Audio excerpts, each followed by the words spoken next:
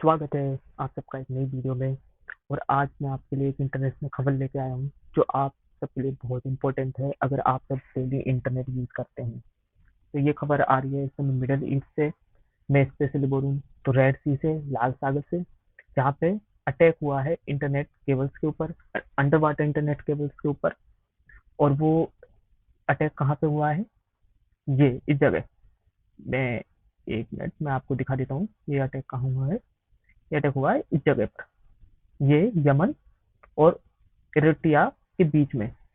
ये अटैक किसने करा है, अंडर वाटर केबल्स कैसे काम करती हैं, कैसे इंटरनेट आता है, वो सब मैं अभी आपको बताने वाला हूँ। आप मेरे साथ बने रहिए और मैं आपको ये भी बताऊंगा कि इंडियन मीडिया इसे कैसे कवर कर रही है। तो सबसे पहले तो मैं आपको ये बता देता हूँ कि फाइबर ऑप्टिक्स केबल हैं क्या, क्योंकि ये जो केबल्स जो बिछाई गई हैं पानी के नीचे, जिन्हें डैमेज पहुंचा है, ये फाइबर ऑप्टिक्स केबल हैं। तो फाइबर ऑप्टिक्स केबल एक डायरेक्ट लिंक प्रोवाइड करवाती हैं एक पूरी दुनिया में, एक कंट्री से दूसरे कंट्री के बीच में। और इसमें हमारी ऑडियो और डेटा दोनों शामिल हैं। ये आप एक इमेज देख पा रहे होंगे, ये ओके। ये एक डायग्राम है फाइबर ऑप्टिक्स केबल का, ठीक है आप। और ये सब इसके अंदर मटेरियल होता है, ठीक है। तो ये फाइबर ऑप्टिक्स केबल बिछाई कैसे जाती है, ये पानी के नीचे भी मैं आपके सामने बताने वाला हूँ। तो ये केबल स्टेशन है, एक तरफ ये केबल स्टेशन होता है और उसके नीचे पूरी फाइबर ऑप्टिक्स केबल बिछी हुई होती है, ठीक है। पानी की जो सबसे निचला स्तर होता है वहां पे ये केबल होती है, ठीक है। और ये एक तरीके का, इसका एक जमीन पे एक स्टेशन होता है, ये उससे कनेक्ट रहती है।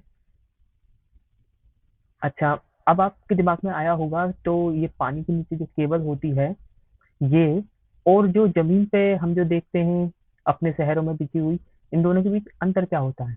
तो देखिए अंतर कुछ नहीं होता, सिर्फ एक छोटा सा एक डिफरेंस बोलूंगा मैं, मतलब कि कुछ ज्यादा खास अंतर नहीं है। कि ये जो पानी वाली होती है ना, इसमें ज्यादा प्रोटेक्ट किया जाता है ऐसे, और ज्यादा रबड़ से, बाहर के, बाहर से और ज्यादा प्रोटेक्शन होता है।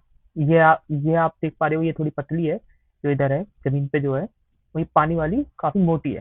तो इसलिए इसमें ज्यादा इंटरनेट चला जाएगा, ज्यादा टीवी का नेटवर्क, ज्यादा टीवी डाटा चला जाएगा, ऐसा नहीं है।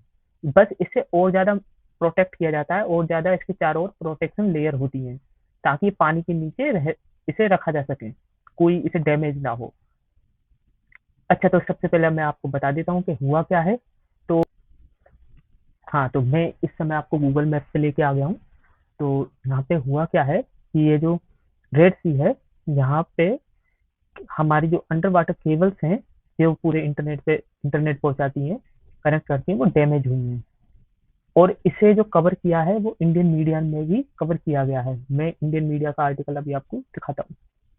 तो ये जैसे एनडीटीवी का आर्टिकल है, ठीक है, damage cable in Red Sea disrupting global internet traffic, ठीक है। तो इसमें हुआ क्या है कि जो केबल्स हैं उन्हें डैमेज किया गया है, जो अफ्रीका और एशिया के बीच जुड़ती हैं। इससे जो नुकसान होगा वो यूरोप को और इंडिया को सबसे ज्यादा होने वाला है। तो ये आप देख पा रहे हैं, ये रेड सी है और यहीं पे ये डैमेज हुआ है।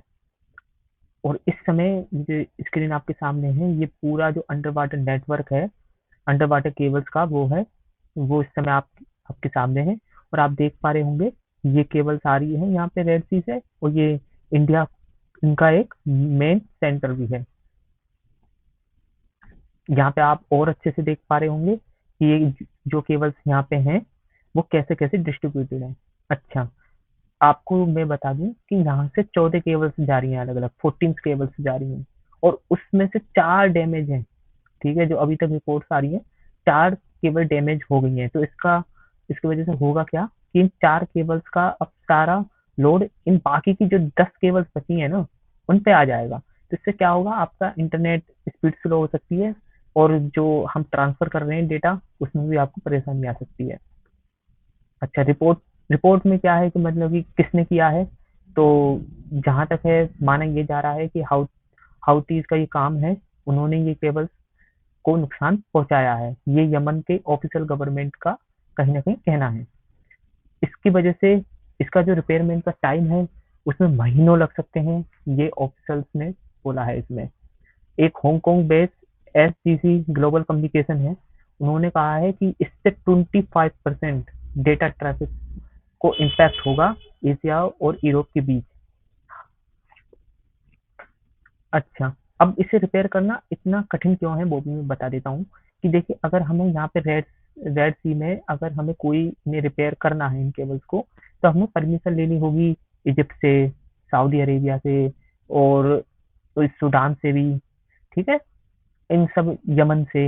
यमन के साथ एक दिक्कत और है कि यहाँ पे इस इलाके में, यमन के यहाँ पे हाउती का कब्जा है।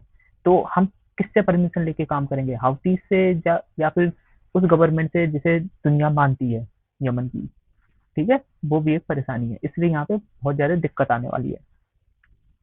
अच्छा, हाउतीज ने इस पे क्या कहा है, हाउतीज ने इस क्लेम को रिजेक्ट कर दिया है। हाउतीज ने कहा ये हमारा काम नहीं है, ये सब अमेरिका ने करा है, और कहीं ना कहीं वो हम पे इस समय हम पे डाल रहा है ये सब दबाव। और एक्सपर्ट्स का भी मानना यही है कि हाउतीज के बस की बात नहीं है ये। हाँ, ये जरूर हो सकता है कि ईरान की हेल्प से उन्होंने कुछ करने की कोशिश करी हो, ईरान का हाथ हो सकता है इसमें, ये सब कह रहे हैं, ठीक है। अच्छा, इसमें एक चीज और है कि ये जो ये पूरा नेटवर्क है, ये जरूरी इसलिए है क्योंकि यहाँ पे जो इन्वेस्टमेंट है वो बड़ी बड़ी टेक कंपनीज की भी इन्वेस्टमेंट है, जैसे कि गूगल, मेटा, माइक्रोसॉफ्ट, इन सब कंपनीज ने भी अंडर वाटर केबल नेटवर्क में इन्वेस्ट कर रखा है, क्योंकि यहाँ से अच्छा खासा प्रॉफिट जनरेट होता है। और हमारी यहाँ की कंपनीज का भी इसमें एक बहुत बड़ा हाथ है, जैसे कि हमारी जियो और एयरटेल भी। अच्छा, फिर अगर मान लीजिए कि ईरान ने ये नहीं करवाया, हाउतीज ने ये नहीं करा, और अमेरिका ने भी नहीं करा, है ना, तो फिर ये हुआ कैसे? तो उसका एक बहुत बड़ा रीजन हो सकता है शिप एंकर्स, जो जहाजों के एंकर्स होते हैं।